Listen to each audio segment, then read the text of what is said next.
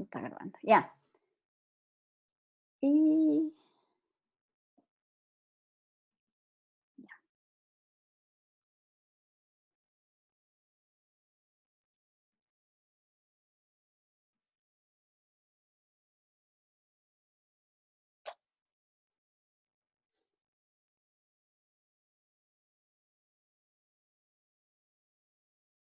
Sí ven la presentación, ¿no es cierto?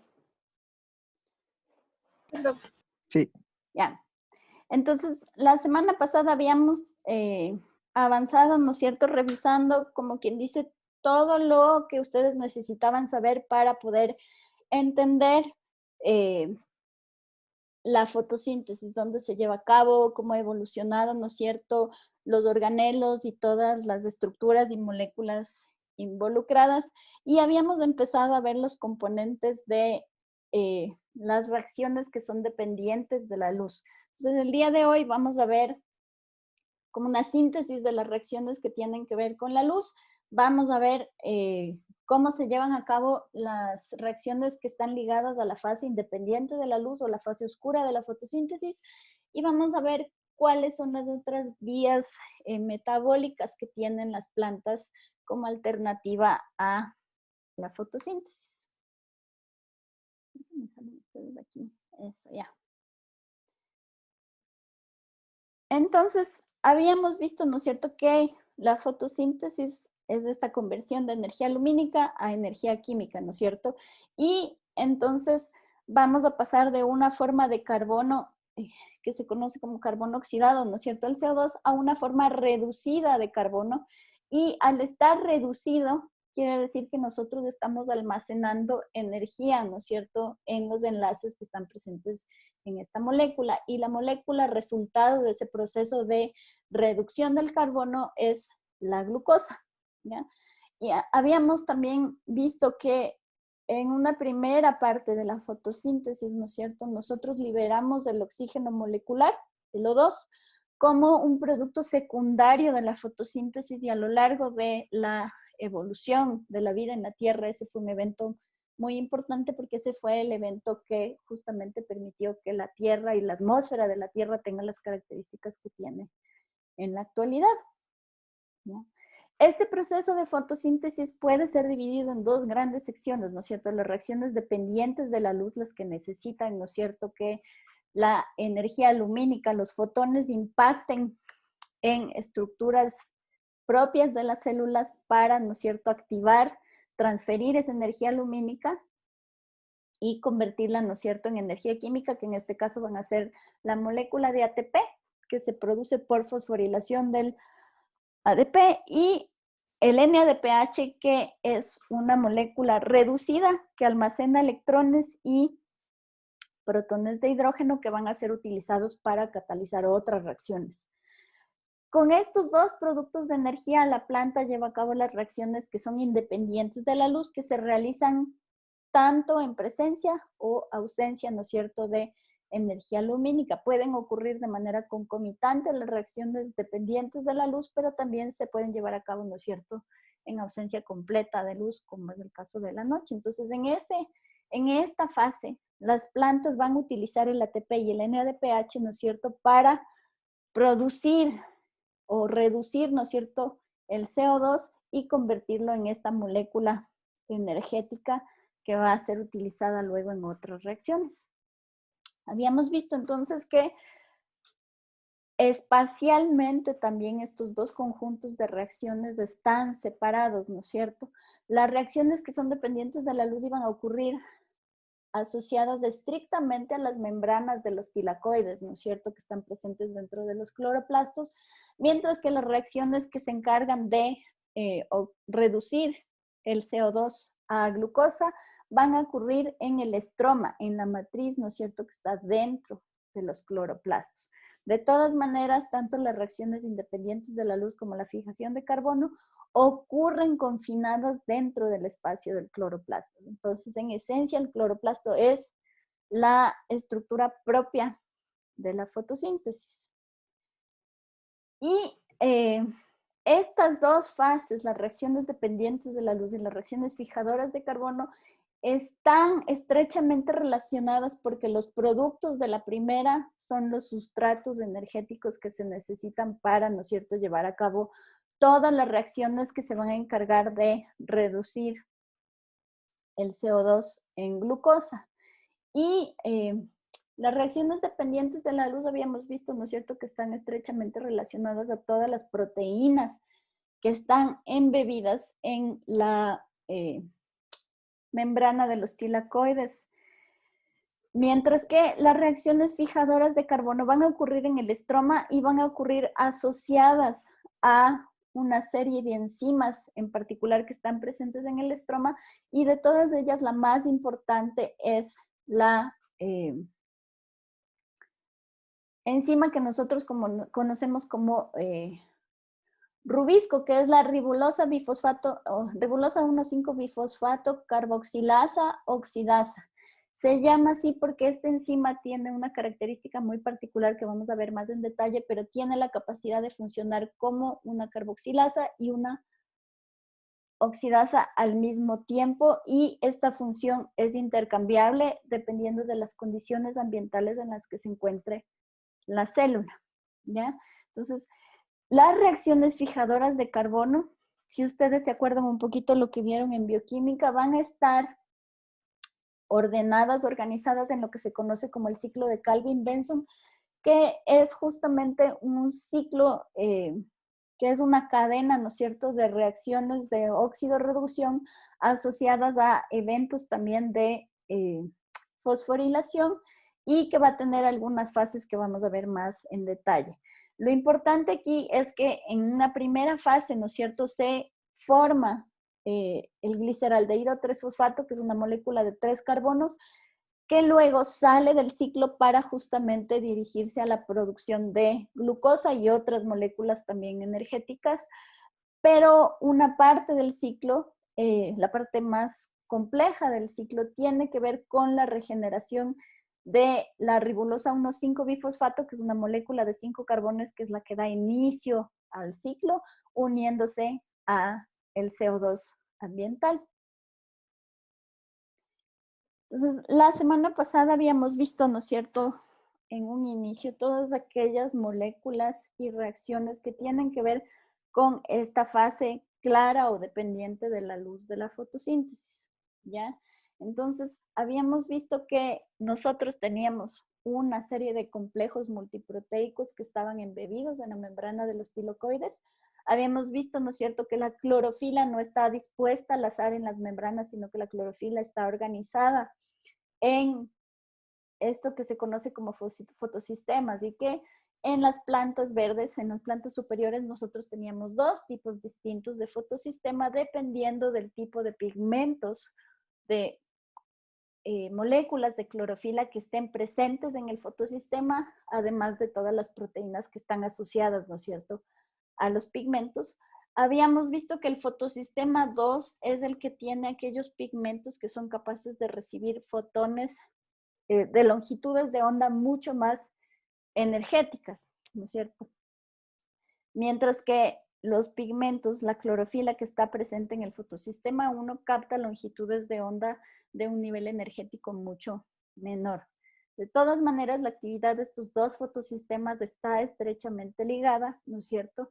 Hay una serie de proteínas adicionales que están presentes en la membrana, y entre los fotosistemas, ¿no es cierto?, y estos complejos de proteínas, nosotros llegamos a tener una cadena de transporte de electrones que básicamente sirve para que entonces nosotros obtengamos esta molécula reducida, porque capta estos electrones, ¿no es cierto?, que se liberan de las moléculas de pigmento, y entonces esta molécula se convierte en una reserva energética, en una reserva de electrones para las reacciones independientes de la luz. Adicionalmente, ¿no es cierto?, teníamos la presencia de la ATP sintasa, que es esta, que es una enzima que ayuda, ¿no es cierto?, a la conversión del ADP en ATP, y que esta reacción de aquí era catalizada, ¿no es cierto?, porque básicamente esta enzima funciona como una bomba de protones y ese gradiente de electrones que va pasando desde el interior del tilacoide hacia el estroma, ¿no es cierto? Funciona como básicamente como una represa eléctrica, ¿no es cierto? Es como una cascada de protones y el movimiento de esos protones hace girar, ¿no es cierto?, a la parte de la ATP sintasa que está embebida en la membrana de los tilacoides, transfiere esa energía cinética a la enzima y esa energía sirve para la fosforilación del ADP en ATP. Entonces, lo que habíamos visto la semana pasada es que en este proceso de movimiento de los electrones a lo largo de esta cadena, ¿no es cierto?, el movimiento tenía una característica muy particular. ¿Se acuerdan cómo se llamaba ese diagrama? Señores. N o Z, algo así.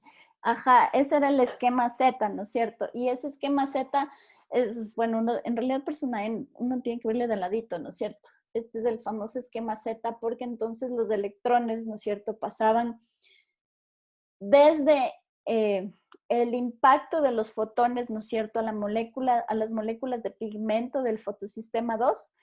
La clorofila que estaba presente en el núcleo del centro de reacción, ¿no es cierto?, se excitaba. Al estar excitada, ¿no es cierto?, su nivel energético, el nivel energético de sus electrones aumentaba y ese electrón altamente energético es inestable y es más susceptible de cederse, ¿no es cierto?, de perderse.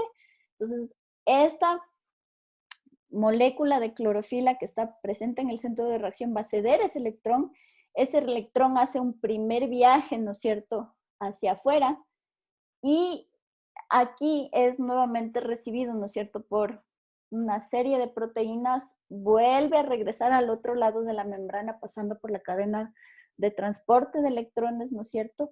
Este electrón que viene viajando sirve para que la clorofila del segundo fotosistema, o sea, en realidad del fotosistema 1, que se activó, ¿no es cierto?, por el impacto de los rayos solares aquí también, y perdió su electrón, ¿no es cierto?, para que recupere ese electrón que se dio para arriba y entonces el camino de los electrones define justamente esta Z.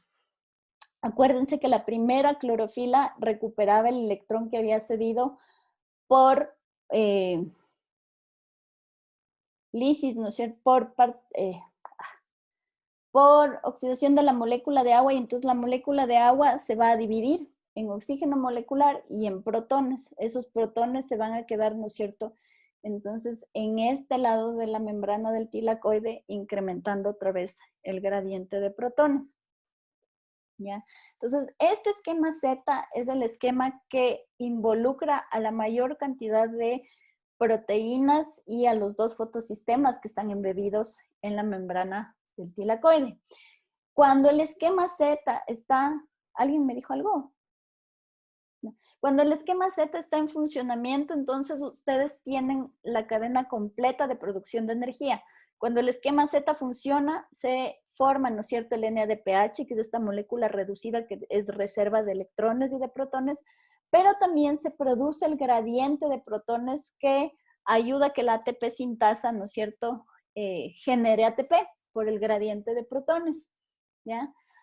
A veces las células no llevan a cabo el proceso completo, no llevan a cabo este transporte lineal de electrones, sino que el transporte de electrones se queda, por ejemplo, formando como un loop y solamente se activa el fotosistema 2, no se activa el fotosistema 1 y cuando solamente se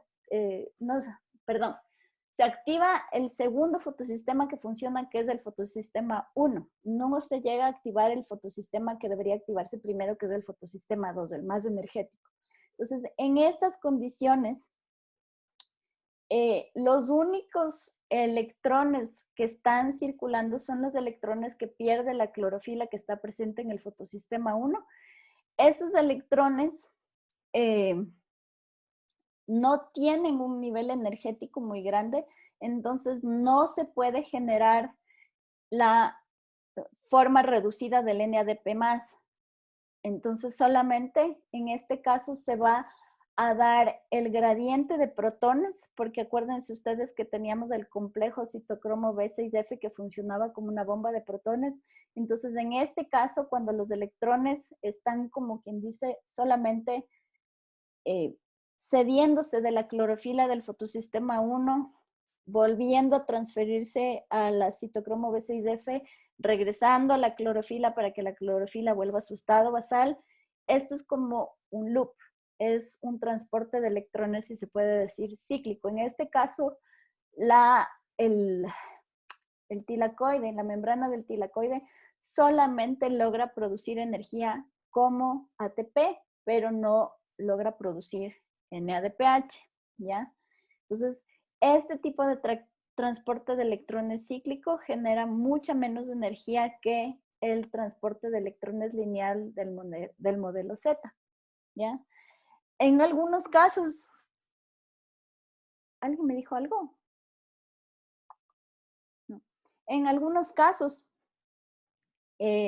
puede ocurrir algo que es ligeramente similar al modelo Z, pero en este caso, los electrones para la recuperación de las moléculas de clorofila van a provenir de la molécula de agua.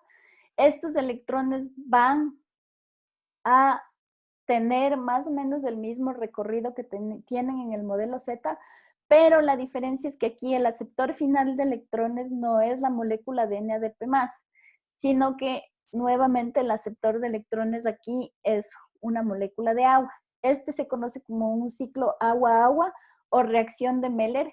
Y aquí, nuevamente, sí hay la generación del gradiente de protones para que se produzca ATP, pero nuevamente no se produce NADPH. ¿Ya? Entonces, las plantas generalmente tienen la posibilidad de llevar a cabo estos tres procesos de transporte de electrones. El más energético, el que les provee de la mayor cantidad de energía, es el esquema Z o modelo LED. Y estos otros dos procesos le sirven a la planta, por ejemplo, como mecanismo de fotoprotección. ¿Ya? Entonces, la energía lumínica va a impactar las membranas de los tilacoides y en este caso, ¿no es cierto?, estos procesos de transporte de electrones se activan para que los electrones no reaccionen, para que los rayos solares no activen moléculas que potencialmente pueden convertirse en un peligro para la planta, como por ejemplo aquellas que tienden a formar radicales libres, ¿ya? Entonces, si bien en estos dos casos sí se produce energía, se produce ATP, no se produce NADPH y entonces no se tienen los insumos suficientes para pasar a la fase oscura de la fotosíntesis, ¿ya? Entonces aquí les he puesto el esquema, ¿no es cierto?, del modelo Z o modelo LED, nuevamente para que recordemos cómo funciona y hagamos ya la síntesis de todo lo que habíamos visto la clase pasada.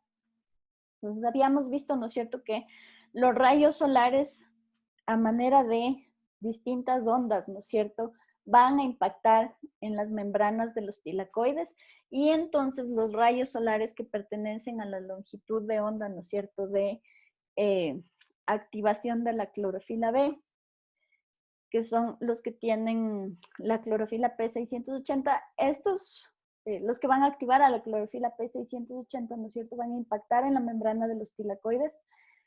Una vez que el rayo una vez que la onda, ¿no es cierto?, impacta las distintas moléculas de pigmento, la energía es como que va viajando, ¿no es cierto?, a lo largo de todas las proteínas que conforman el fotosistema hasta llegar al centro de reacción en donde está la molécula de clorofila P680. En ese momento, ¿no es cierto?, la clorofila P680 se excita, uno de sus electrones, ¿no es cierto?, adquiere un nivel energético mayor y entonces es transferido, viaja por todas las proteínas que conforman el fotosistema hasta que finalmente es transferido, ¿no es cierto?, de aquí a la plastoquinona. La plastoquinona, ¿no es cierto?, en realidad es la que conforma todo este ciclo Q del que hablamos, ¿no es cierto? Entonces el electrón va a ir viajando, ¿no es cierto?, por las distintas moléculas que conforman este circuito Q y finalmente es transferido a el complejo citocromo B6F, ¿ya? El complejo citocromo B6F es el que tiene la capacidad de funcionar junto con la plastoquinona como bomba de protones, ¿no es cierto? Entonces, aquí vamos a tener el paso de protones desde el estroma hacia adentro, hacia el lumen, ¿no es cierto?, de los tilacoides. Y al mismo tiempo, ¿no es cierto?, ustedes tienen la molécula de pigmento de clorofila P680 que necesita volver a su estado basal, necesita recuperar el electrón que perdió. ¿De dónde va a recuperar el electrón esta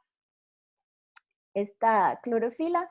Va a recuperar este electrón por la oxidación, ¿no es cierto?, de la molécula de agua. Entonces, la molécula de agua se va a oxidar, va a perder nuevamente electrones, y en el momento en que pierden los electrones, ¿no es cierto?, se separa en protones y en oxígeno molecular. Entonces, para formar una molécula de O2, en realidad nosotros necesitamos 2 moléculas de agua.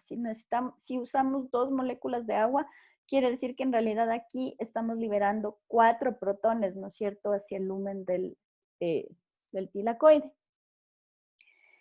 Este electrón, ¿no es cierto?, que salió de la clorofila, pasó por la plastoquinona, llega al complejo citocromo B6F y de aquí va a pasar a una siguiente proteína que es la plastocianina, ¿no es cierto?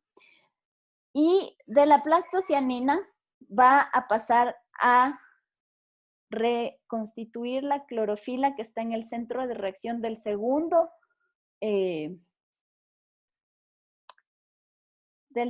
complejo fotosintético, que es en realidad el fotosistema 1.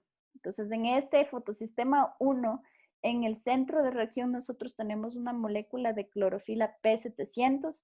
Es una molécula de clorofila que se activa con la presencia de ondas lumínicas de un menor nivel energético. De todas maneras, ¿no es cierto?, los rayos impactan a esa molécula de pigmento y esta nuevamente se excita, pierde un electrón, y en este caso, el electrón que va a salir de esta molécula de clorofila va a pasar a la ferredoxina y de aquí, ¿no es cierto?, va a participar en la reacción de reducción del NADP+ en NADPH, ¿ya? ¿Cómo repone su electrón esta clorofila que está presente en el centro de reacción del fotosistema 1? Va a reponer el electrón que viene viajando, ¿no es cierto?, por la cadena transportadora de electrones. Una cosa importante que ustedes tienen que recordar es que los dos fotosistemas, el complejo citocromo B6F y la ATP sintasa, son proteínas que están fijas en la membrana de los tilacoides, mientras que la plastoquinona, ¿no es cierto?, todas las moléculas que están involucradas en el circuito Q y la plastocianina son complejos que son móviles a lo largo de la membrana del tilacoide. El paso de electrones entre el circuito Q y el complejo citocromo B6F funcionaba como una bomba de protones. Eso quiere decir que entre el proceso de oxidación del agua y el paso de electrones a lo largo de la cadena, hacen que el gradiente de protones se vaya acentuando. Entonces, ustedes tengan aquí una alta concentración de protones y una baja concentración de protones, y que entonces los protones tengan que salir nuevamente hacia el estroma para balancear la concentración de protones. Y entonces van a salir utilizando la ATP sintasa, que también funciona como un canal de protones. Entonces van a salir por aquí, por la ATP sintasa, y en el momento en que pasan los protones, el paso de protones genera una energía cinética que lo que hace es hacer rodar, ¿no es cierto?, la base, el complejo F0 que tiene la ATP sintasa. Esta base rota y genera energía cinética, y esa energía cinética sirve para darle poder, para darle energía a la cabeza catalítica de la ATP sintasa, y que entonces aquí se produzca, gracias a esa energía, la fosforilación del ADP en ATP. Hasta ahí tenemos clarito entonces cómo funciona la cadena transportadora de electrones y el proceso de quimiósmosis en los tilacoides. ¿Tienen alguna duda? Yo tengo una duda, profe. Dime. ¿Qué implica esto que la plastoquinona y la plastocianina pueden ser móviles? O sea, ¿en qué la afecta o en qué la beneficia? Afectar no afecta en nada, le beneficia porque en realidad habíamos visto que la distribución de las moléculas, o sea, de todas estas proteínas en la membrana de los tilacoides era diferencial, si ustedes se acuerdan. Pues vamos a regresar un ratito así súper rápido a esta imagen de aquí que está bien sencilla, pero si tú te acuerdas, los tilacoides tenían como esta porción, que es la porción que está como apilada, y luego tenías tú la sección de las lamelas, ¿no es cierto? Que es como esas pequeñas conexiones de membrana entre los distintos granos, ¿no es cierto? Donde no hay tanta membrana apilada, ¿no es cierto? Uno sobre la otra. Entonces, habíamos visto que el complejo citocromo B6F y el fotosistema 1 tienden a estar en las regiones apiladas, mientras que el fotosistema 1, perdón, está presente en las partes que no están apiladas. La TP sintasa también está presente en las partes que no están Ok, apiladas, ¿ya? Entonces, el hecho de que estas proteínas de aquí sean ok, móviles funciona como para conectar estas dos regiones, ¿no es cierto? Y darle la continuidad a la cadena transportadora de electrones, ok, ¿ya? ok, sí, Entonces, nuevamente, para que ustedes se acuerden así ya de manera en blanco y negro, ¿no es cierto?, de todas las moléculas que están involucradas en el paso, en el flujo de los electrones cuando tenemos el modelo Z.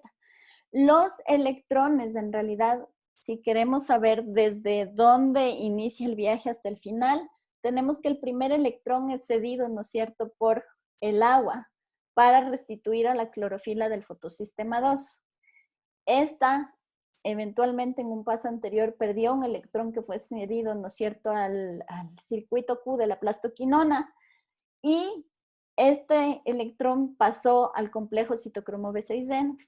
Del complejo B6F pasó a la plastocianina, y este electrón sirve para restituir el electrón que la clorofila del fotosistema 1 pierde y le cede a la ferredoxina, ¿no es cierto?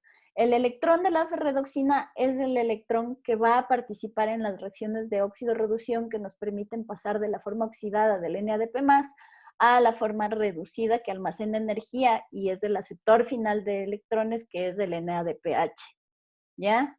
Entonces aquí tienen ustedes todas las moléculas que están involucradas en el flujo de electrones, ¿no es cierto? Una vez que se activa todo este tema de los fotosistemas eh, estimulados por la energía lumínica que impacta las moléculas de clorofila. ¿Alguna duda aquí? Ya, entonces sigo. Entonces, como habíamos hablado en un inicio, estas reacciones, ¿no es cierto?, lo que hacen es proveer de energía para los procesos que ya tienen que ver con la fijación o reducción del CO2 y que éste pueda convertirse en moléculas de reserva de energía mucho más complejas. Habíamos visto que entonces estas reacciones van a ocurrir ya no en las membranas de los tilacoides, pero en el estroma de los cloroplastos. Entonces aquí ahora sí les voy a poner un videíto y a partir de este video sí vamos a ir viendo más en detalle cada una de estas reacciones, ¿ya? Me avisan si es que sí ven el video. ¿Sí ven? Sí. Sí. Ahí, oyen. sí se escucha. 1 spoonful, 2, 3. Soon, you're powered up by the energy surge that comes from your meal. But how did that energy get into your bowl?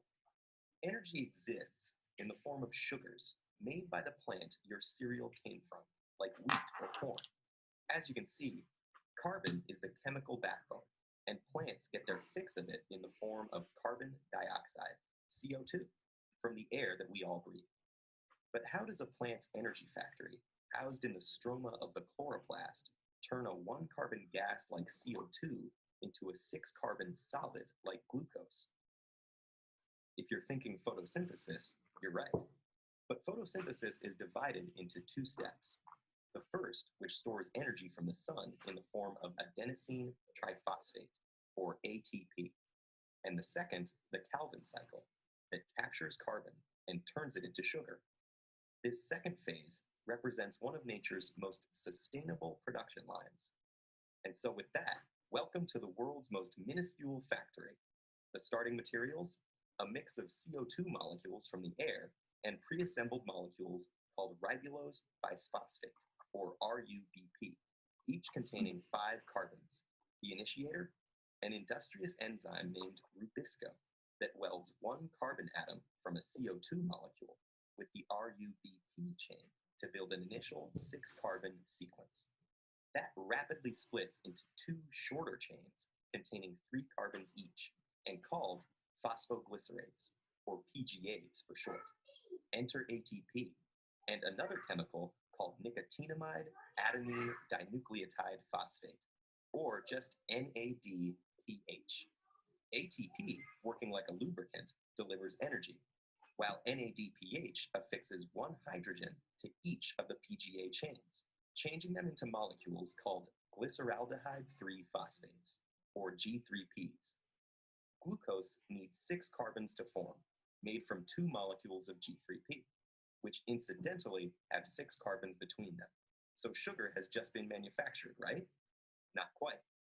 The Calvin cycle works like a sustainable production line, meaning that those original RUBPs that kicked things off at the start need to be recreated by reusing materials within the cycle now. But each RUBP needs 5 carbons, and manufacturing glucose takes a whole 6. Something doesn't add up. The answer lies in one phenomenal fact.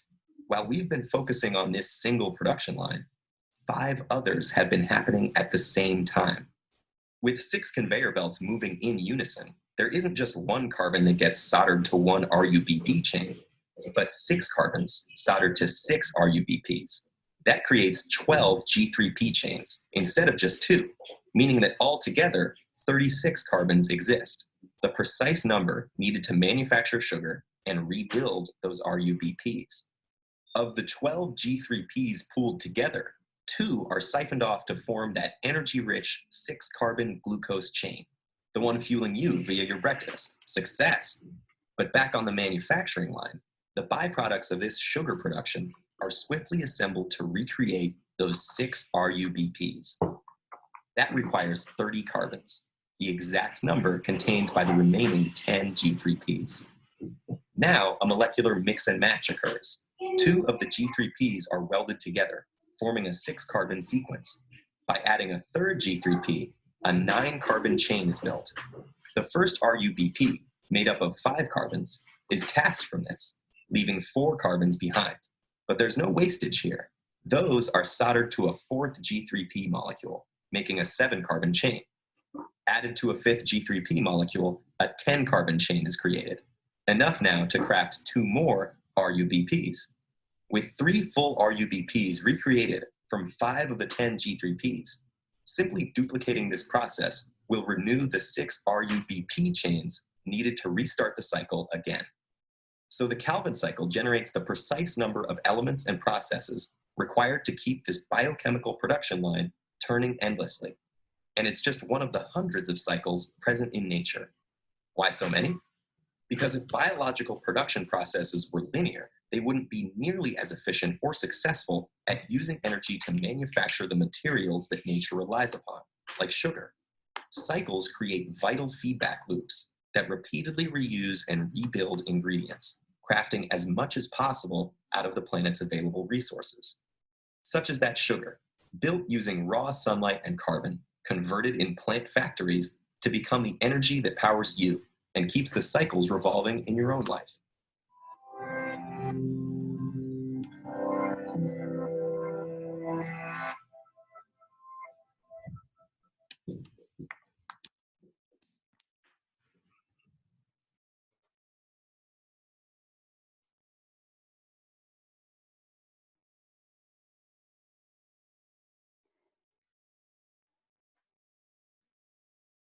Ya.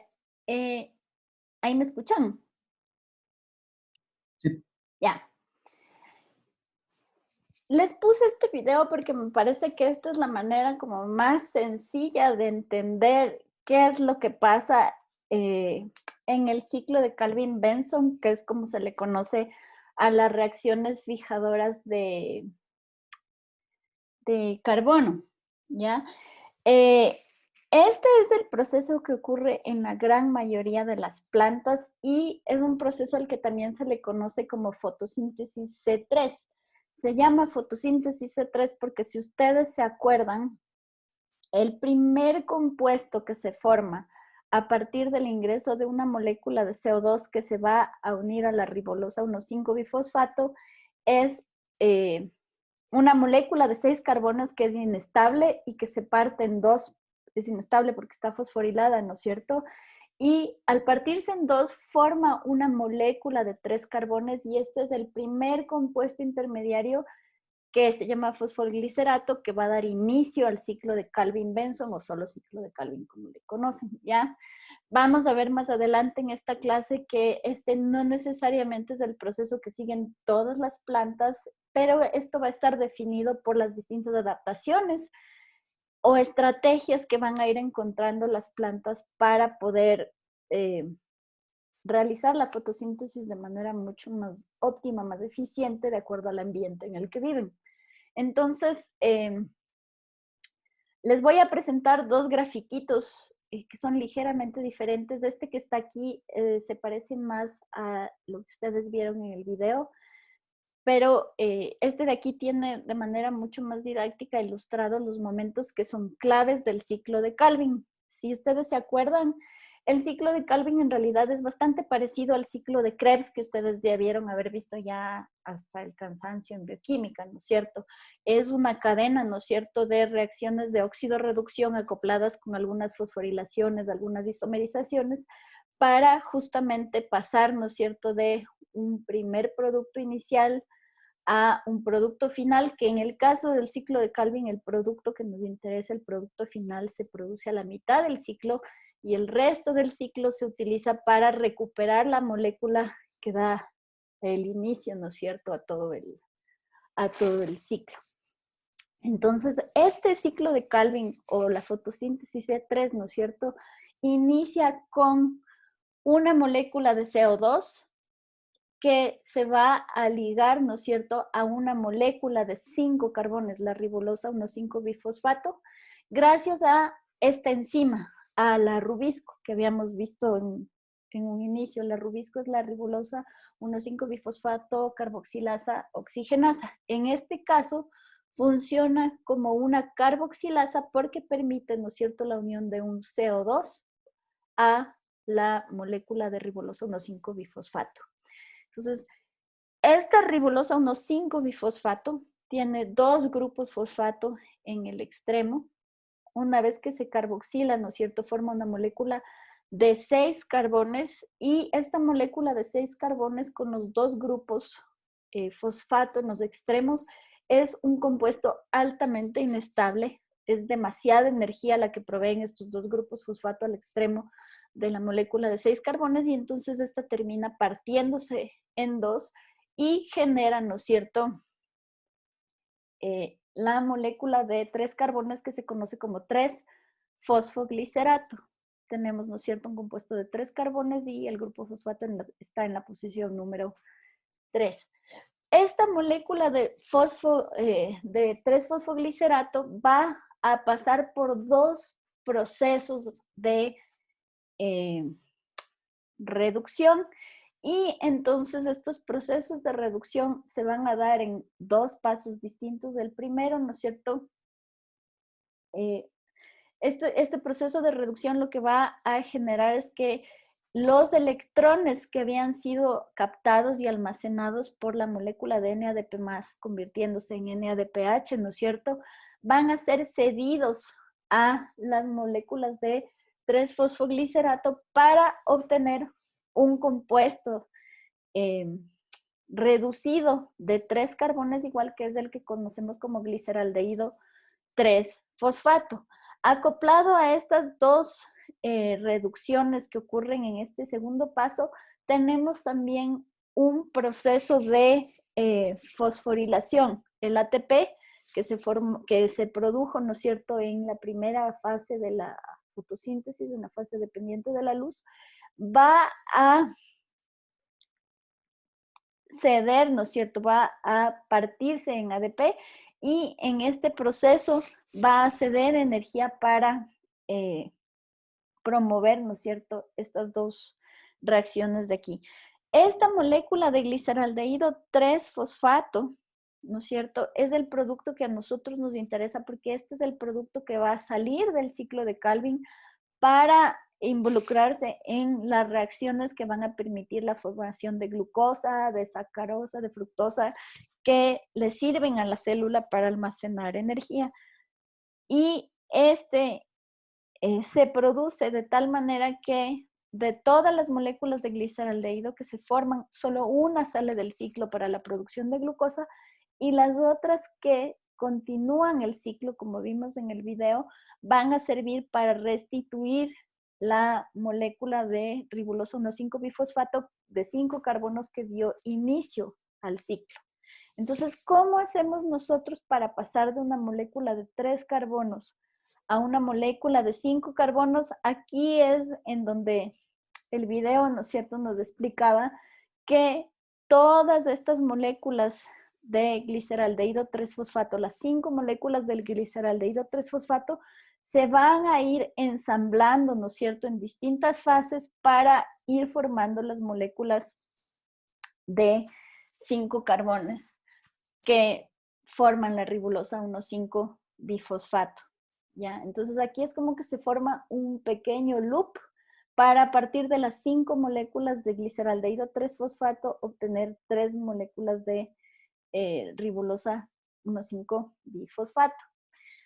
De todo este ciclo, lo que nos interesa a nosotros un poco es evaluar, ¿no es cierto?, cuál es el balance neto de este conjunto de reacciones. Entonces, a partir de para obtener una molécula de glucosa, nosotros en realidad necesitamos 2 moléculas de 3 carbones de gliceraldehído 3-fosfato. Eso quiere decir que el ciclo tiene que correr y dar la vuelta 6 veces completas y de esta manera, ¿no es cierto?, nosotros podemos llegar a tener nuestra molécula de glucosa más las moléculas de gliceraldehído 3-fosfato que se necesitan para reconstituir las moléculas de ribolosa 1,5-bifosfato. Entonces, al final del día, y eso es lo que es diferente en este grafiquito de lo que vimos en el video, nosotros vamos a necesitar 6 moléculas de CO2 más 18 moléculas de ATP, 12 moléculas de NADPH, porque aquí en este paso se utilizan 2 por cada una de las moléculas de CO2 que ingresan, más una molécula de agua, y esto nos permite al final obtener las 2 moléculas de gliceraldehído 3-fosfato que van a convertirse en una molécula de glucosa, 16 fosfatos inorgánicos que se pierden, ¿no es cierto?, en el momento en que hay ruptura del ATP en ADP. Y vamos a recuperar 12 moléculas de NADP más que pueden ser utilizadas nuevamente en la fase dependiente de la luz de la fotosíntesis. Entonces, el ciclo que ustedes ven aquí es el que se parece más al ciclo que estaba ilustrado en el video. No sé cómo moverle a esta barrita para que ustedes puedan ver eso. Entonces, a partir de 6 moléculas de dióxido de carbono que ingresan al ciclo, ¿no es cierto?, nosotros por cada una de ellas vamos a obtener 12 moléculas de 3-fosfoglicerato, ¿no es cierto? Porque al unirse con la molécula de ribolosa 1,5-bifosfato se forma una molécula de 6 carbonos que se rompe en 2. Entonces, si aquí tenemos 6 más 6, ¿no es cierto?, el doble nos da 12. Entonces, esta primera fase de fijación del dióxido de carbono a la ribolosa 1,5-bifosfato se llama la fase de fijación del carbono del ciclo de Calvin. Todas las reacciones que van hasta la obtención del gliceraldehído 3-fosfato, que es el que va a salir del ciclo para formar la glucosa. Son reacciones que pertenecen a la fase de reducción. Entonces, acuérdense que aquí hay 2 eventos de reducción más uso de una parte de las moléculas de ATP que obtuvimos de la fase dependiente de la luz de la fotosíntesis. Y finalmente, una vez que una de las moléculas de gliceraldehído 3-fosfato sale para formar la glucosa, las siguientes 5, ¿no es cierto?, van a continuar en lo que se conoce como la fase de regeneración del ciclo de Calvin para volver a obtener la ribofulosa 1,5-bifosfato.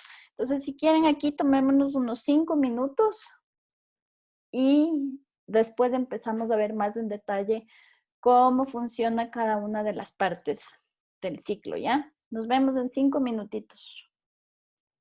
Yep.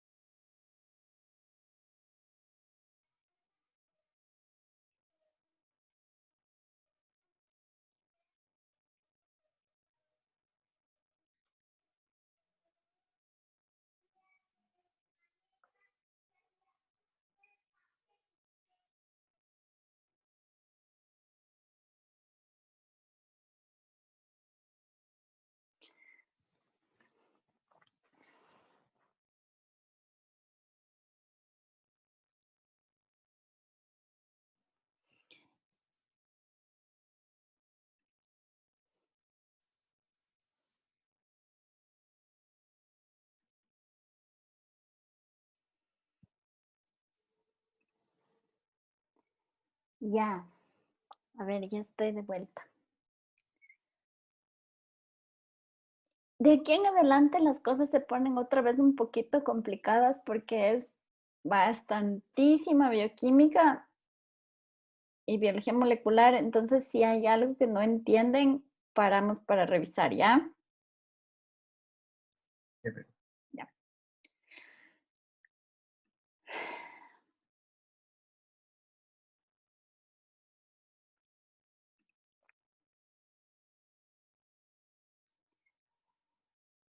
Basta, ¿qué pasa? Espérate.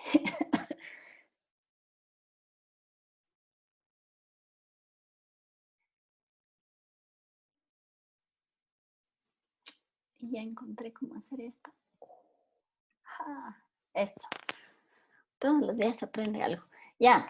Nuevamente, en esta diapositiva, de todas maneras, les he dejado aquí un videíto adicional que ustedes pueden revisar si necesitan volver a repasar bien estos conceptos. Pero vamos entonces a revisar más en detalle, ¿no es cierto?, todo lo que tiene que ver con el famoso ciclo de Calvin-Benson, ¿ya? Entonces, la base del ciclo de Calvin es esta famosa enzima, la ribosa 1,5-bifosfato carboxilasa oxidasa, y esta es la que va a permitir, ¿no es cierto?, la carboxilación de la ribosa 1,5-bifosfato. Va a permitir la fijación de una molécula de CO2 y entonces esto hace que se formen las moléculas de 3 carbonos del 3-fosfoglicerato o 3-PGA. ¿Ya? Esta molécula de aquí es la que va a pasar por el proceso de reducción que nos va a permitir llegar a la molécula de gliceraldehído 3-fosfato, y este proceso es en donde se requiere, ¿no es cierto?, del aporte de energía. La energía puede venir de dos maneras distintas. La energía puede provenir, ¿no es cierto?, de la desfosforilación del ATP en ADP, o también puede provenir, ¿no es cierto?, de del NADPH, que va a ceder electrones para obtener el gliceraldehído 3-fosfato, y entonces el NADPH regresa a su forma oxidada, que es el NADP+. ¿Ya? Entonces, tanto el ATP como el NADPH se utilizan para fijar el CO2 gracias al ciclo de Calvin. ¿Me dijeron algo?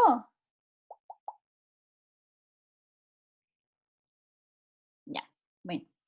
Luego, ¿no es cierto?, una de las moléculas de gliceraldehído que se va a formar mediante este proceso sale del ciclo para convertirse en glucosa, y las otras 5 van a ser utilizadas para regenerar la ribosa 1,5-bifosfato, ¿ya?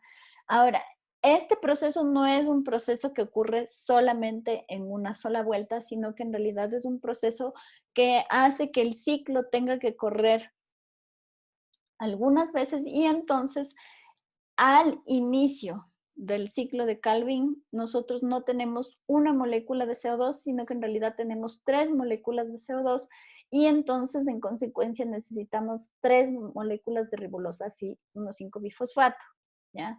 Para una molécula de gliceraldehído 3-fosfato necesitamos el ingreso de 3 CO2. Entonces, para obtener una glucosa, para tener 2 moléculas de gliceraldehído 3-fosfato, nosotros en realidad necesitamos 6. Necesitamos que el ciclo corra 2 veces, ¿ya?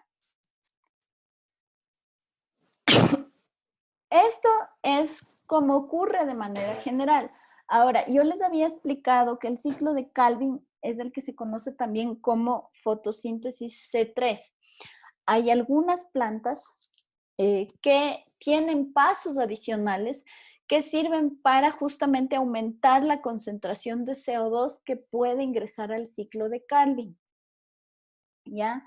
Entonces, estas reacciones adicionales para aumentar la concentración de CO2 implican que el ciclo tenga un número adicional de pasos, y entonces ya no estamos hablando de la fotosíntesis C3, sino que en este caso, perdón, estamos hablando de lo que se conoce como ciclo C4 o fotosíntesis C4, ¿ya? Entonces, previo al ciclo de Calvin, nosotros vamos a tener, ¿no es cierto?, reacciones que van a servir para que el CO2 se concentre, y entonces aquí, a partir de una enzima que se conoce como fosfenol piruvato carboxilasa, vamos a tener, ¿no es cierto?, la fijación de, en este caso, iones de carbonato, y estos van a servir para formar un compuesto de 4 carbones, y por eso se le conoce como fotosíntesis C4.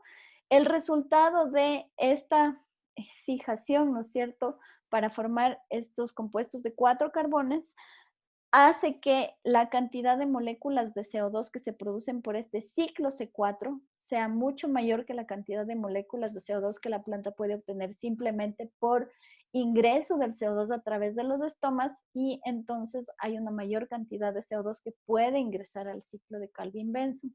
Las plantas utilizan estos pasos adicionales cuando, por ejemplo, para evitar perder agua por exceso de calor, por falta de precipitación, cierran los estomas. Como cierran los estomas, no hay una cantidad de CO2 suficiente que ingrese al interior de las hojas, y entonces la planta tiene que encontrar un mecanismo para aumentar la cantidad de CO2 sin abrir los estomas, ¿ya? Entonces, todo este ciclo, que es el ciclo C4, ocurre antes del ciclo de Calvin-Benson, ¿ya?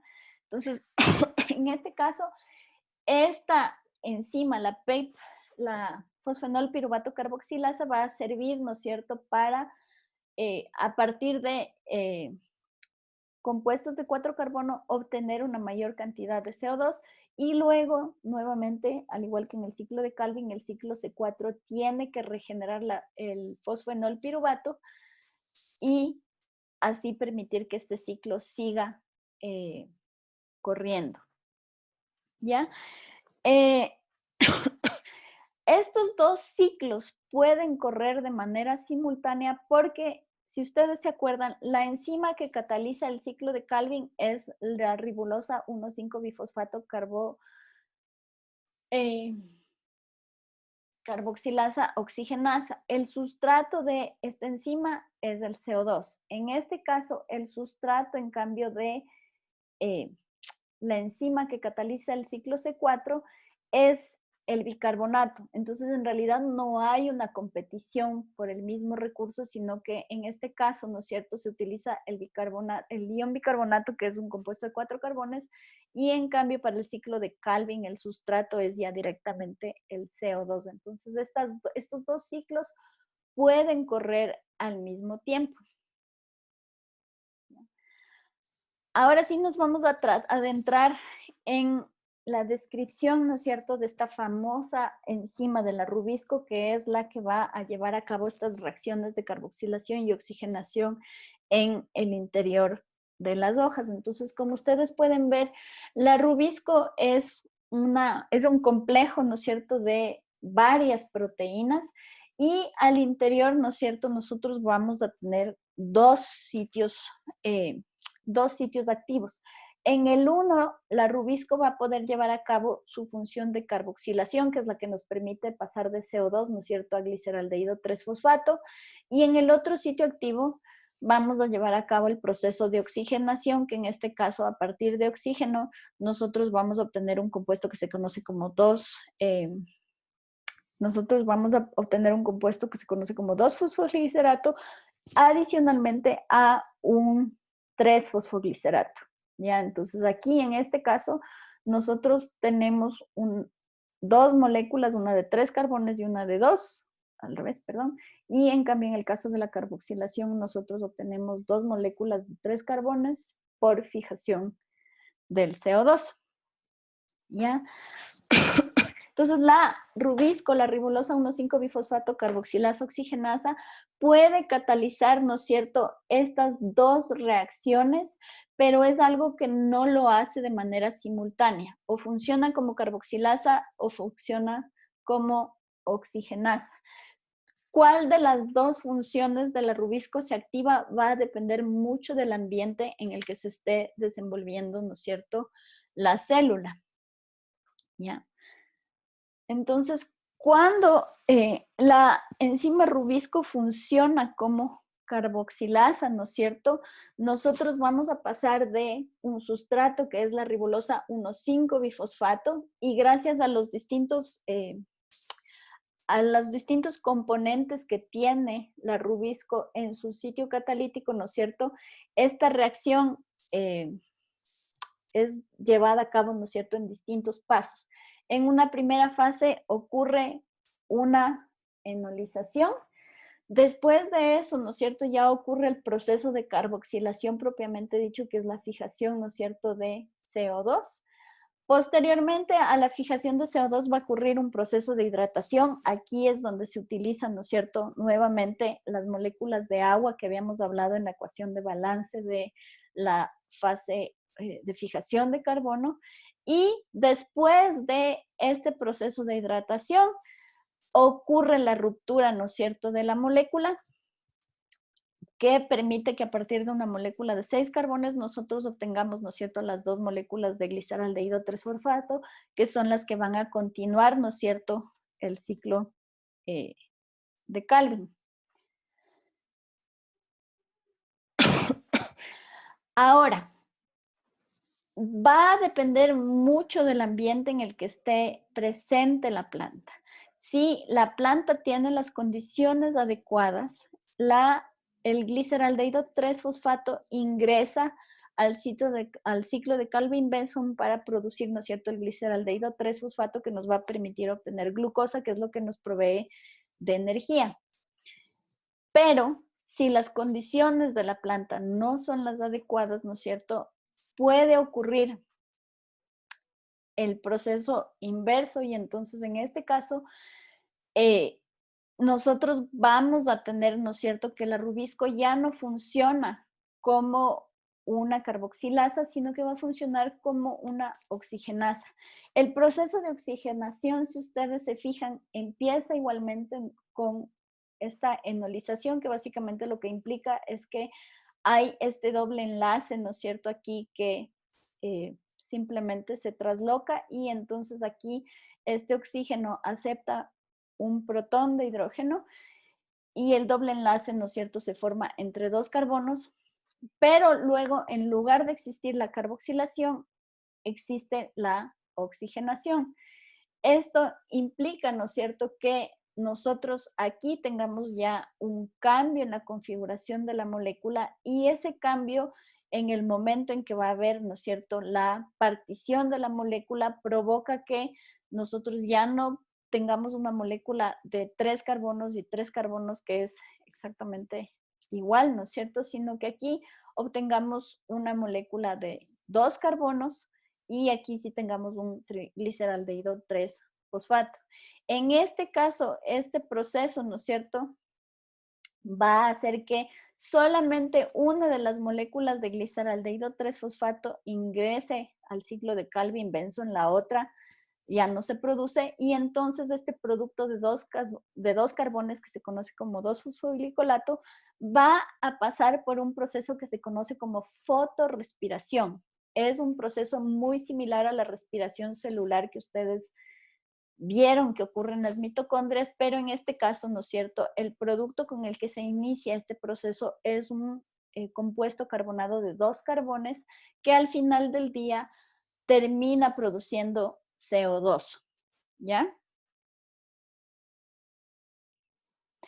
El problema aquí es que a veces esta enzima, la rubisco, no puede, por su estructura espacial, no puede discriminar muy bien entre el oxígeno y el CO2 como sustratos para su función. Eso implica que a veces, ¿no es cierto?, los sitios catalíticos en donde se va a recibir al oxígeno y al CO2 tienden a confundirse porque están muy cercanos, ¿ya?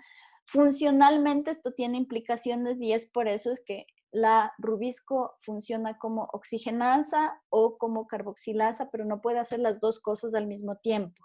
El sitio catalítico de las dos reacciones está muy cercano y entonces la enzima puede puede cumplir estas dos funciones, pero no al mismo tiempo, ¿ya?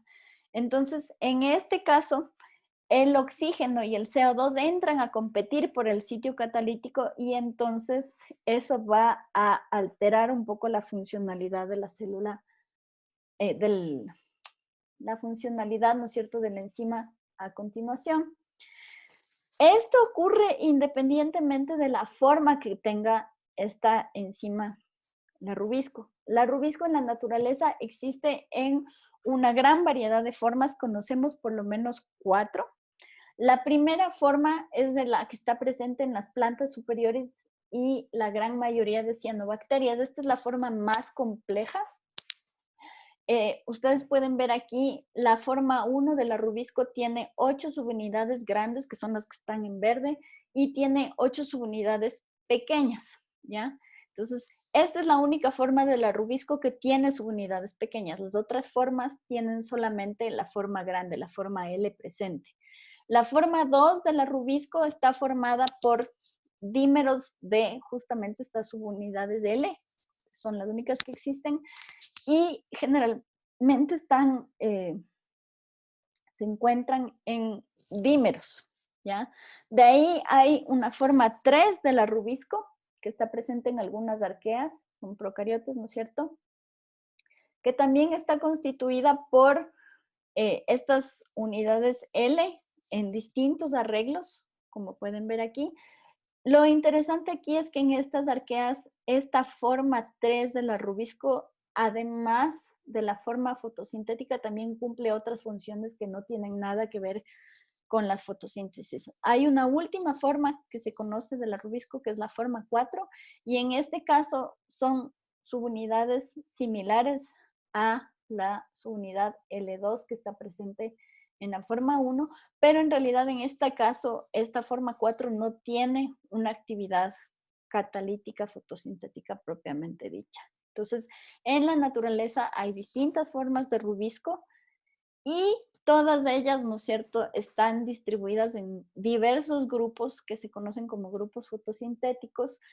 Se estima o se cree, ¿no es cierto?, que todas ellas deben haber surgido a partir de un ancestro común que potencialmente pudo haber sido una arquea metanogénica, o sea, que utilizaba el metano como su sustrato preferencial para el proceso de fotosíntesis, y a partir de dependiendo de la presencia o ausencia de oxígeno, ¿no es cierto?, de CO2 en la atmósfera, ¿no es cierto?, y del desarrollo de la fotosíntesis oxigénica, la que produce oxígeno, se fueron diferenciando, ¿no es cierto?, las distintas formas de rubisco que conocemos en la actualidad y que además son características, ¿no es cierto?, de las distintas vías metabólicas alternativas, ¿no es cierto? Las plantas con fotosíntesis C3, las plantas con fotosíntesis C4 tienen distintas formas de esta enzima.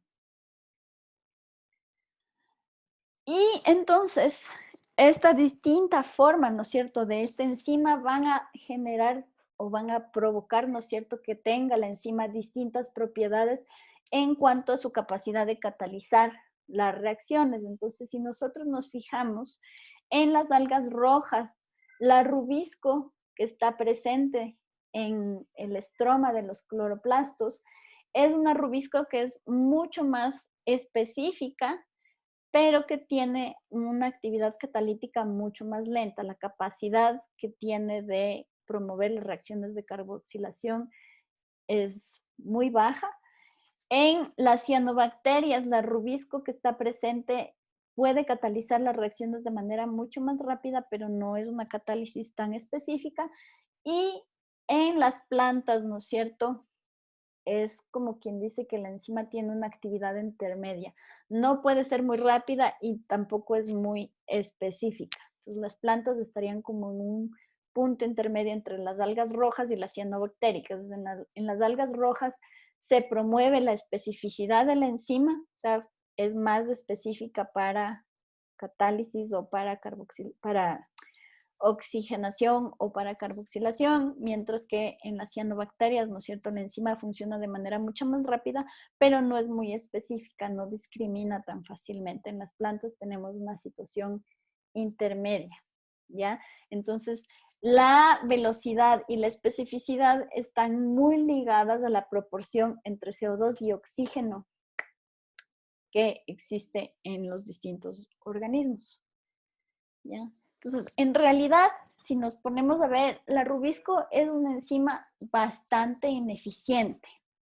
No es una enzima que es muy rápida y entonces, ¿qué es lo que tienen que hacer las plantas para compensar por esa ineficiencia? Las plantas lo que van a hacer es sintetizar esta enzima, sintetizar la rubisco en una gran cantidad.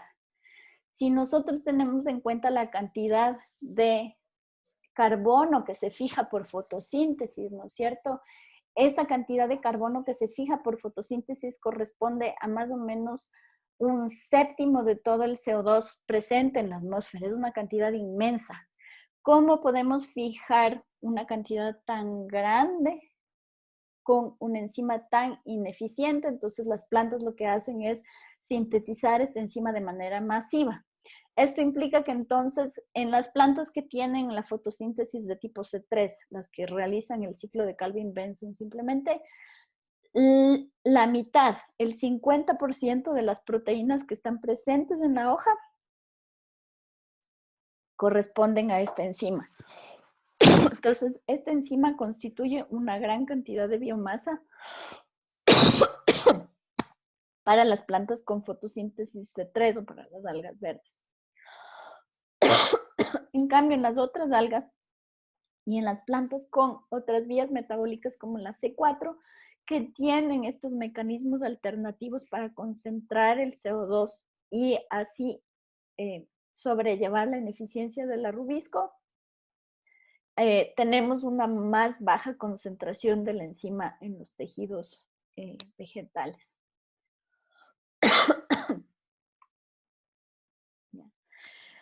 ¿Cómo producen las plantas la rubisco? ¿De dónde vienen? La producción de rubisco se controla a varios niveles en la planta.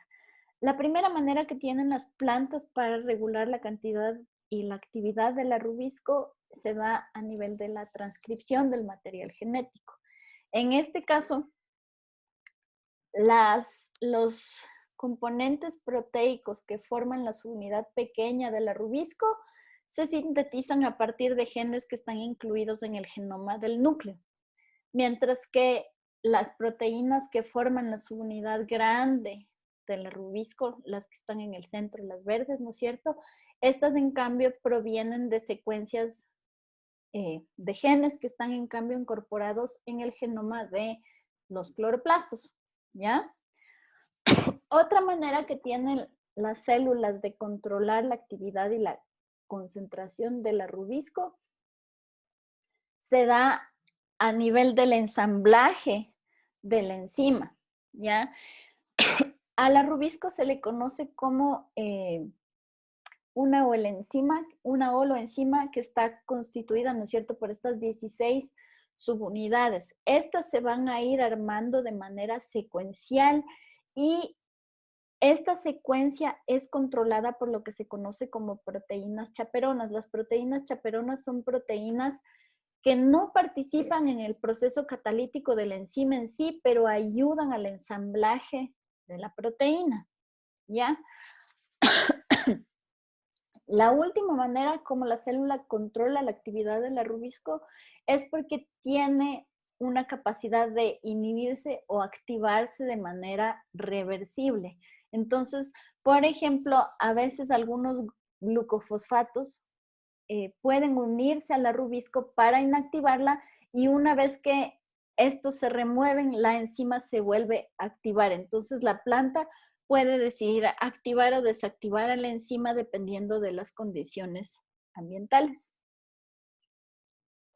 Entonces, en los cloroplastos, las subunidades grandes y pequeñas de la rubisco, ¿no es cierto?, se van a ir juntando para formar la forma activa de la rubisco, ¿no es cierto?, que es esta que está aquí, gracias a estas proteínas chaperonas. No necesito que se sepan exactamente los nombres y qué son y cómo funcionan, pero necesito que sepan que son proteínas que están presentes en el estroma y estas proteínas ayudan, ¿no es cierto?, a que los distintos componentes, las 16 subunidades de la rubisco se vayan juntando en el orden y en la secuencia adecuadas, ¿no es cierto?, para formar la forma activa.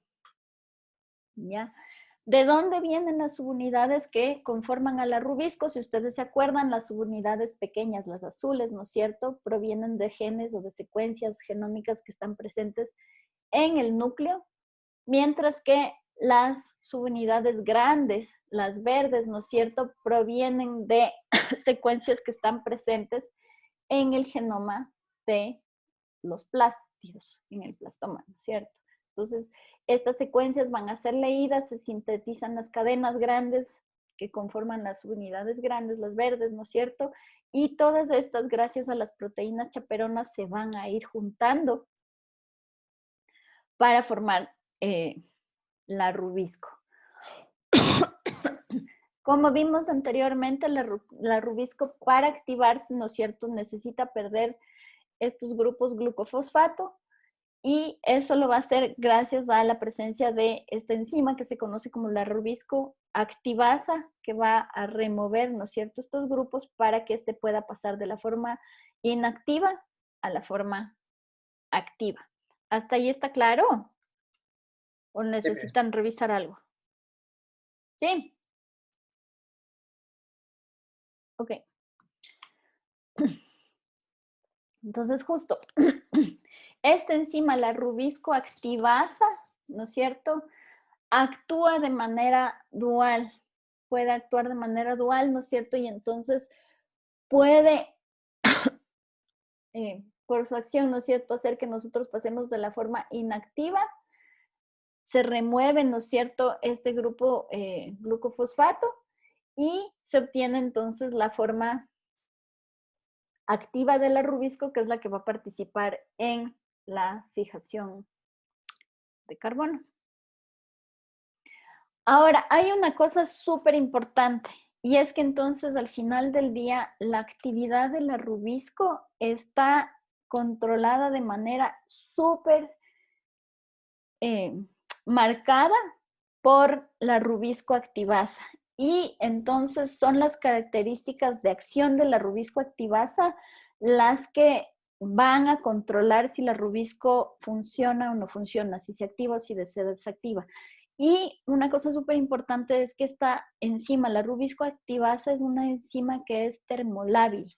Es una enzima que puede mutar o transformarse, ¿no es cierto?, con el calor. Y cuando está, ¿no es cierto?, en su forma estable, entonces en ese caso la rubisco activasa es la que otorga a las distintas células y por ende a las distintas plantas lo que se conoce como tolerancia térmica, ¿ya? Entonces, se ha visto en experimentos, tanto en vivo como in vitro, que la actividad de la rubisco se interrumpe o cesa a temperaturas súper altas, pero no porque la rubisco en sí sea sensible a las altas temperaturas, pero porque a altas temperaturas la actividad de la rubisco activasa disminuye. Esta enzima es la que es sensible a la temperatura y entonces al desactivarse la rubisco activasa, la rubisco ya no puede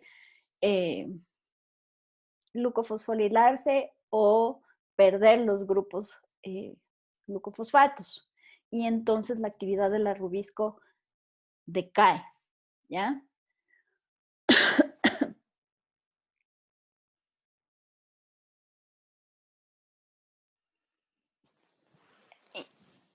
Yendo un poquito a lo que hemos visto en las clases pasadas, ¿no es cierto? Las clases pasadas hemos hablado, ¿no es cierto?, del intercambio de agua, del intercambio de gases, de la hoja con el ambiente, de la hoja con las raíces, ¿no es cierto? El proceso de fijación de carbono es un proceso que va a estar regulado y controlado por varios factores que tienen que ver con lo que ya hemos visto en las clases pasadas. Entonces, por ejemplo, el proceso de fijación de carbono tiene mucho que ver con la conductancia estomática, con la resistencia, ¿no es cierto?, que tienen los estomas al ingreso de aguas, al ingreso de CO2, a la pérdida de agua, ¿no es cierto? También va a tener que ver con la conductancia de las células del mesófilo, ¿no es cierto? Cómo estas median estos intercambios. Va a tener que ver con la actividad de la rubisco activasa. También va a tener una influencia súper alta de la irradiancia, de la cantidad de luz que llega, ¿no es cierto?, a los fotosistemas.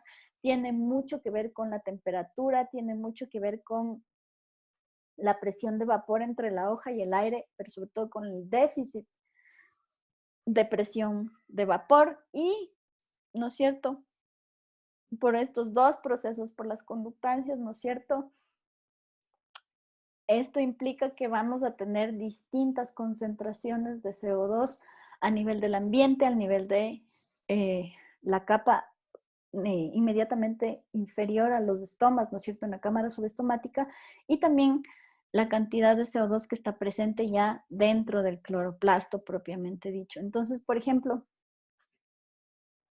la irradiancia y la temperatura van a afectar procesos que tienen que ver directamente, ¿no es cierto?, con la actividad de la rubisco y por lo tanto también con los procesos, por ejemplo, de regeneración de la ribosomo 5-bifosfato. La irradiancia va a afectar directamente a la cadena transportadora de electrones, por ejemplo, y entonces esto va a tener una incidencia súper fuerte en la cantidad de ATP y NADPH que está presente para el ciclo de Calvin. La temperatura también va a afectar, ¿no es cierto?, a las enzimas que van a permitir que a partir, ¿no es cierto?, del ATP y el NADPH nosotros tengamos los procesos de reducción que nos permiten obtener el gliceraldehído 3-fosfato. Entonces ustedes pueden ver, este cuadrito es un poquito difícil de entender, pero aquí tienen ustedes enlazado, ¿no es cierto?, los procesos que son parte de las fases dependientes de la luz, como la cadena transportadora de electrones.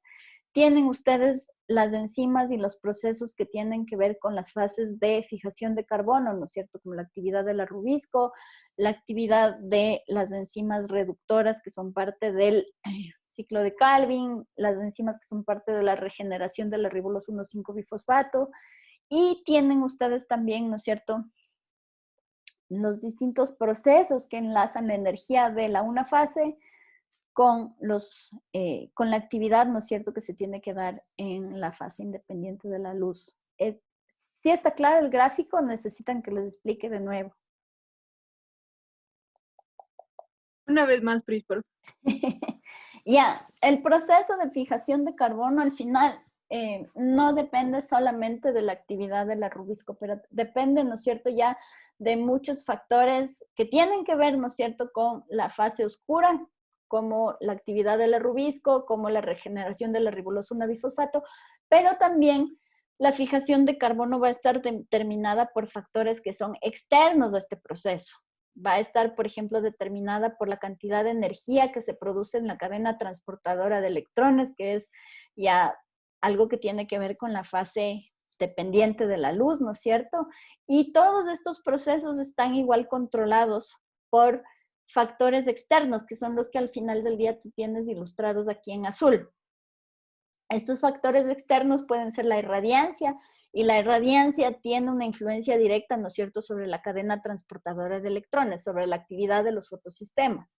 Depende de si es un día nublado, si es un día súper soleado, ¿no es cierto?, para la cantidad de electrones que se transfieren por la cadena transportadora de electrones que al final del día producen ATP y NADPH, ¿ya? Ahora, la temperatura, que es un factor externo, también, por ejemplo, tiene una incidencia súper grande en la conductancia estomática, tiene incidencia en la conductancia de las células del mesófilo, tiene incidencia en la actividad de la rubisco, porque como vimos, la rubisco activasa es sensible a la temperatura, ¿no es cierto? Y entonces aquí, ¿no es cierto?, la temperatura puede incidir en la regeneración de la ribolosa 1,5-bifosfato, puede incidir en la actividad de la rubisco, también puede incidir en las reacciones de reducción de las fases del ciclo de Calvin que utilizan el ATP y el NADPH para obtener el gliceraldehído 3-fosfato, que es el que se usa para obtener glucosa, ¿ya?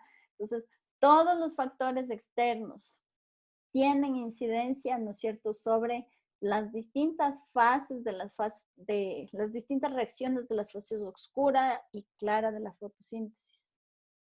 Ahí está más claro, Gaby. Sí, Pris, ahí sí. Ya, chévere.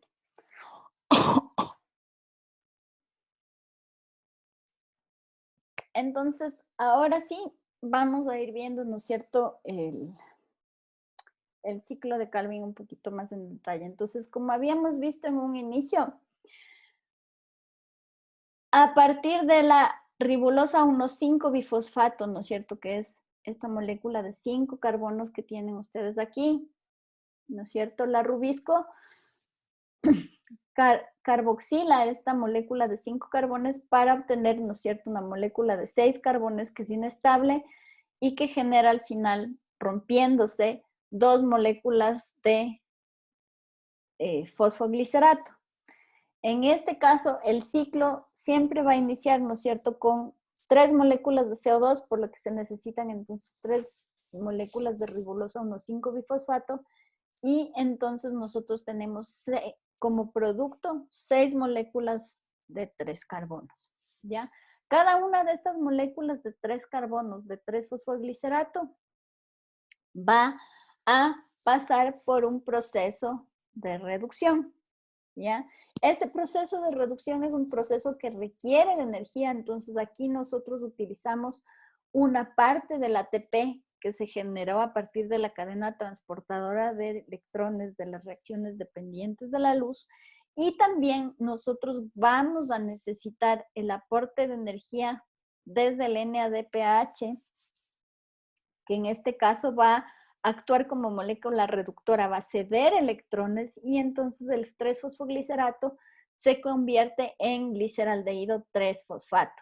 Entonces, como nosotros obtuvimos 6 moléculas de gliceraldehído 3-fosfato, de 3-fosfoglicerato, vamos a obtener 6 moléculas de gliceraldehído 3-fosfato. De estas 6 moléculas, una se va a utilizar para sintetizar glucosa o algún otro azúcar, mientras que las otras 5 forman parte de la fase de regeneración del ciclo de Calvin para recuperar las 3 moléculas de ribolosa 1,5-bifosfato.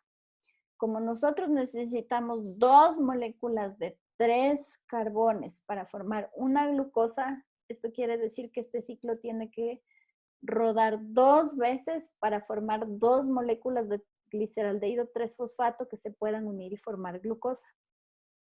¿Ya? ¿Esto está claro? Sí. Ya. Entonces, como les había mencionado hace un ratito, tenemos, ¿no es cierto?, estas 3 fases. La fase de carboxilación, que es la que ustedes tienen aquí, a partir de la ribolosa 1,5-bifosfato y CO2, nosotros obtenemos las moléculas de 3-fosfoglicerato. Luego, en la fase de reducción, el 3-fosfoglicerato forma el gliceraldehído 3-fosfato. Una de las moléculas de gliceraldehído 3-fosfato se va para la producción de glucosa, mientras que las otras 5 entran a la fase de regeneración. Esta fase de regeneración, me había olvidado de mencionarles también, ¿no es cierto?, en este proceso de unir las moléculas de 3 carbonos y de irlas rompiendo para formar la molécula de 5 carbonos, utiliza el resto del ATP que proviene de las reacciones dependientes de la luz. Entonces, al final del día, en esta fase, en estas fases que comprenden el ciclo de Calvin-Benson, las plantas obtienen compuestos carbonados que funcionan, ¿no es cierto?, como un esqueleto para el crecimiento, para producir materia orgánica, para producir biomasa. Entonces, cuando la planta está funcionando de manera adecuada, de manera óptima, en su estado regular, ¿no es cierto?, decimos que el ciclo está funcionando, ¿no es cierto?, en su estado regular. Entonces, el ciclo, ¿no es cierto?, parte de una molécula de ribolosa 1,5-bifosfato, de 3 moléculas de ribolosa 5-bifosfato y de 3 moléculas de CO2 que ingresan para producir, ¿no es cierto?, una molécula de 3 carbonos que es el gliceraldehído 3-fosfato que va a formar la glucosa.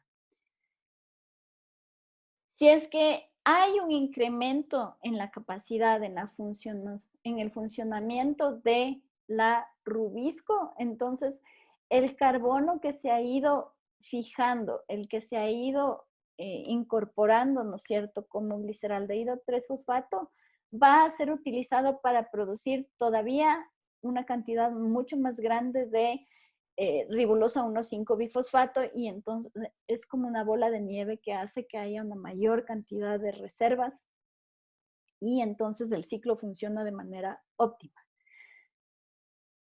Por otro lado, si es que las condiciones no son las adecuadas, ¿no es cierto?, lo que va a pasar es que una mayor cantidad de moléculas de gliceraldehído 3-fosfato van a salir del ciclo para producir glucosa porque hay una carencia de este compuesto energético en la célula. Entonces, van a salir muchas más moléculas a formar glucosa que las moléculas que se van a quedar para regenerar la ribolosa 1,5-bifosfato y entonces la eficiencia del ciclo decrece. Hay un decrecimiento de la capacidad del ciclo de Calvin. Entonces, si el ciclo funciona en su estado normal o si está funcionando como en surplus o si funciona en déficit, va a depender de la cantidad de energía que se necesita en la célula y entonces de la remoción, ¿no es cierto?, de moléculas de 3 carbonos que tienen que salir para sintetizar glucosa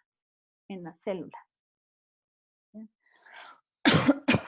Entonces, todo esto que les acabo de mencionar de manera súper sencilla, también al final del día tiene que ver con la actividad de varias enzimas que pueden controlar el ciclo, ¿no es cierto?, en distintos puntos. En particular, hay dos enzimas, la SB y la FB.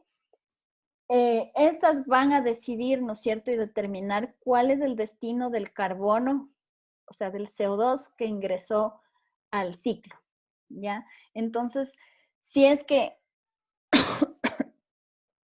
estas se activan de manera diferencial, la célula, por ejemplo, puede decidir, cuando se activa la FBP, la célula está produciendo esqueletos de carbono en exceso. ¿Qué vamos a hacer con los esqueletos de carbono que yo estoy produciendo en exceso? Primero sintetizo glucosa, pero luego esta glucosa se va directamente a ser almacenada como almidón. Acuérdense que el almidón, ¿no es cierto?, es un polímero de la glucosa que sirve para almacenar, ¿no es cierto?, este compuesto, la glucosa, cuando está producido en exceso. En cambio, ¿no es cierto?, si es que el ciclo está funcionando en modo de déficit, las moléculas que se van a sintetizar están directamente controladas por la SBP, que es otra enzima, y esta, en cambio, ¿no es cierto?, lo que va a controlar es que la mayor cantidad de moléculas, ¿no es cierto?, pasen directamente a otras vías metabólicas para producir otros compuestos en la célula. Esto no necesito que se aprendan así al detalle, es solamente para indicarles que, a pesar de que hemos hablado de que la rubisco es la enzima que va a catalizar todo esto, hay algunos puntos dentro del ciclo de Calvin en donde hay la actividad de otras enzimas que tienen la capacidad de decidir si el ciclo funciona en su estado regular, en condiciones de abundancia, por lo que entonces empiezan a almacenar compuestos carbonados, o si en realidad la planta está funcionando en condiciones de déficit de esqueletos de carbono que le permitan tener un metabolismo adecuado. ¿Ya? Todos estos factores van a ir definiendo lo que se conoce como la tasa fotosintética, ¿no es cierto?, de la planta. Y entonces, como vimos en el grafiquito un poco complicado del inicio, ¿no es cierto?, hay varios factores que van a incidir en la cantidad de fotosíntesis que puede llevar a cabo la planta. Uno de los más importantes a nivel interno, ¿no es cierto?, de la planta es la limitación de la actividad de la rubisco. Entonces, si es que la rubisco está funcionando de manera óptima, ¿no es cierto?, la tasa de asimilación del CO2 es alta. Si es que la rubisco está funcionando, ¿no es cierto?, de manera baja, hay una tasa fotosintética baja. Esta limitación de la rubisco, por ejemplo, puede darse por concentraciones bajas de CO2, ¿no es cierto?, al final del día dentro del cloroplasto. Entonces, si es que hay una concentración alta de CO2 de cloroplasto, la rubisco puede fijar una mayor cantidad de CO2 en gliceraldehído 3-fosfato para obtener glucosa. ¿Cómo se ve limitada, no es cierto, esta actividad alta de la rubisco? Si es que, por ejemplo, las condiciones de temperatura le limitan a la rubisco activasa, y entonces, a pesar de que hay una gran cantidad de CO2, si la rubisco no logra activarse, no se aumenta la tasa fotosintética, la asimilación de CO2. Cuando, por ejemplo, hay poco CO2 en la atmósfera, es la misma rubisco la que otra vez va a limitar la tasa de fotosíntesis, pero porque en este caso, o sea, no hay una cantidad suficiente de CO2. También, por ejemplo, la actividad de la cadena transportadora de electrones va a incidir de manera significativa sobre la asimilación de CO2, porque si es que no hay una gran cantidad de luz, no hay una transferencia suficiente de electrones a través de la cadena transportadora de electrones, y entonces no se sintetiza suficiente ATP o NADPH para formar parte de, para proveer de energía a las reacciones independientes de la luz. Entonces, son los factores, ¿no es cierto?, internos, la actividad de la rubisco, por ejemplo, y los factores externos como la temperatura, los que van a ir afectando la tasa de fotosíntesis en distintas condiciones.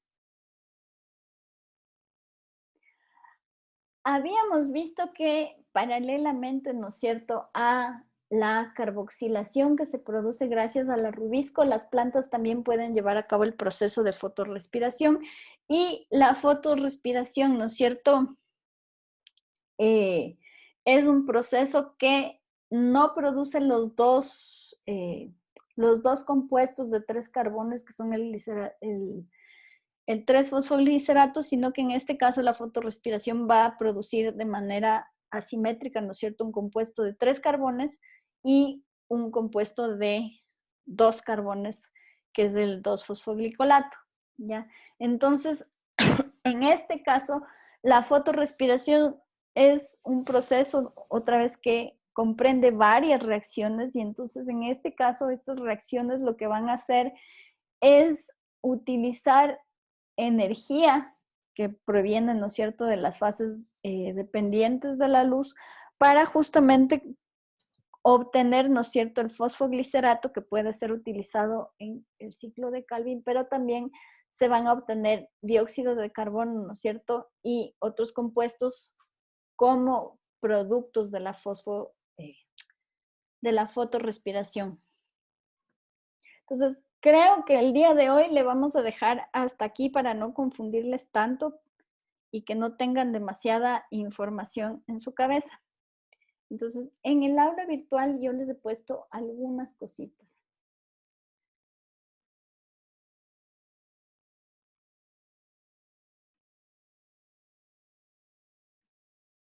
¿Sí están viendo ahorita el aula virtual?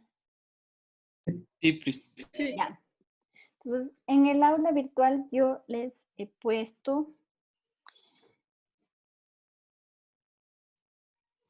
algunas cositas. Ahorita les subo la clase del día de hoy. Ya vi que ustedes habían ido llenando el glosario. En general los términos están bien, con excepción de un término que me había puesto Franco, y te voy a mandar una notita para que le corrijas, ¿ya? Tuc, tuc, Franco. Bueno.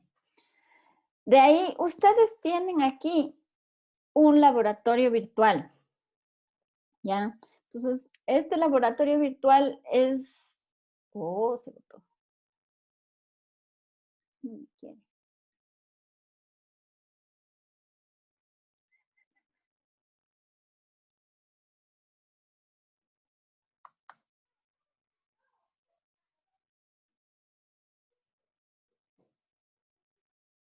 Se botó.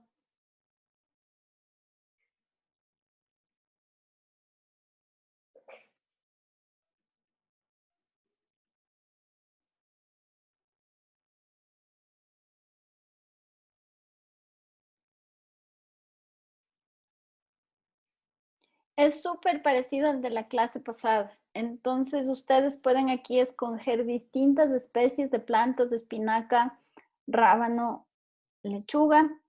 Pueden ustedes escoger distintas longitudes de onda, y entonces pueden dejar correr el experimento nuevamente. Tienen ustedes la guía, y entonces la idea es que ustedes corran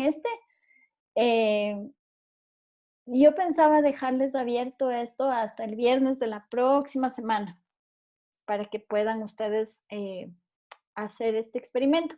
Y en realidad esto es bien parecido a lo que hubiéramos hecho en el laboratorio, porque la práctica de fotosíntesis del laboratorio es con discos de hojas de espinaca a los que ustedes les iban a sacar todo el aire, les iban a poner en agua con bicarbonato y les iban a poner bajo lamparitas con luces de distinto color, o sea, con distintas longitudes de onda. Es súper parecido. Les he dejado de todas maneras en el aula virtual el video que a mí me gusta, que es bastante didáctico, el que tiene que ver con cómo sacar el oxígeno de las plantas para hacer el experimento. Entonces, si quieren, le pueden ver igual, pero ya no necesitan hacerle de manera de manera práctica en el laboratorio. Entonces, de todas maneras está aquí. Se le pueden ver. Está la guía y está el laboratorio. Entonces, yo les voy a dejar hasta el viernes de la próxima semana para que hagan este laboratorio. Y aparte de eso, yo les he puesto aquí esto que dice trabajo sobre la fotosíntesis. Es un cuestionario que ya pueden ir llenando. Está compuesto de algunas preguntas que son sobre las clases que vamos a ir viendo hasta que acabemos de ver fotosíntesis, una tablita en donde ustedes pueden ir sintetizando las características de los distintos pasos de los diferentes tipos de fotosíntesis.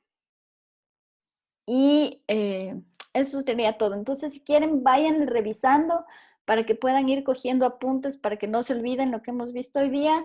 Y la próxima semana que terminemos la clase, el día martes, ¿no es cierto? Ustedes ya van a poder terminar esto. Hay 2 preguntas que sí tienen que consultar, pero me imagino que eso no va a ser... No son muy difíciles y de pronto les va a interesar porque hasta ahora nosotros hemos visto que la fotosíntesis es un proceso que pensamos que es típico de las plantas, ¿no es cierto? Pero hay algunos organismos que no necesariamente son plantas que también pueden llevar a cabo fotosíntesis y no estoy hablando de algas o de bacterias. Entonces les dejo ahí esas preguntitas para que si les da curiosidad empiecen a revisar, ¿ya? Les dejo ahí porque si no se van a confundir. Mañana, si nos sobra tiempo, después de la presentación de sus compañeros, terminamos de ver esta partecita chiquita de la fotosíntesis C3 y de los otros tipos de fotosíntesis. ¿Ya? ¿Tienen alguna duda hasta ahorita? ¿Cuánto es el trabajo sobre fotosíntesis? Es como el laboratorio. O sea, decía, ¿para cuándo? Para la Para el próximo viernes, o sea, no para este, sino para la siguiente semana. el trabajo también. El trabajo también, ajá, porque Ya. yo espero que ya hasta la próxima semana terminemos todo lo que tiene que ver con metabolismo celular. Eso les iba a preguntar, o sea, ustedes respiración celular, glucólisis, eso sí vieron en bioquímica, ¿no es cierto? O sea, no tengo que adentrarme tanto en eso. Sí, sí vimos. Sí, sí vimos eso. Ya de una, entonces es solamente para tratar de condensarles y darles solamente lo específico que tiene que ver con las plantas. ¿Ya? Pris, una pregunta, ¿de este laboratorio virtual tenemos que hacer como responder algunas preguntas como el anterior o algo así? Sí, ¿O solo ese cuestionario que pone trabajo sobre la fotosíntesis? no, el rato que tú le dices journal, sí te va sacando preguntitas. Entonces, Ok. tú contestas la pregunta. Ya, ok. Funciona un poco distinto del de la vez pasada. Solo le pones save y al final, cuando hayas contestado todas, le dices print y te saca un PDF. Y ese PDF es el que me sube ya. al aula virtual. ¿Ya? Ok. Ya. Ok. Buenísimo. Listo, chicos. Entonces, nos vemos mañana. Ya, Pris. Ya, Pris, gracias. Ya, pues, un buen día. Chao. Ya, Pris, Chao, gracias. Pris. Profe.